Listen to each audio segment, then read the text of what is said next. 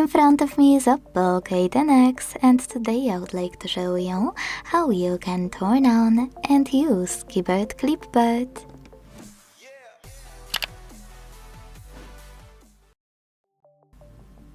Begin by launching your keyboard. Now you need to tap on Clipboard at the top of it. Following that, to activate it, use this switcher at the top right corner. Go back thanks to this arrow at the top left one. Now my favorite part, we will use Clipboard. To do that, you need to copy or cut any text. And to paste it instantly, just click on it at the top of your keyboard.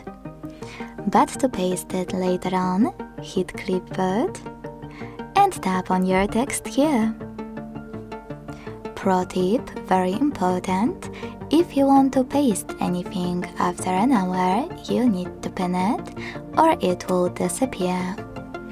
To do that, hold your text and tap on pin icon in this pop-up. You can unpin it the same way. Now to get rid of it, you can either swipe it to the right or hold it again and tap on delete in this pop-up under the pin.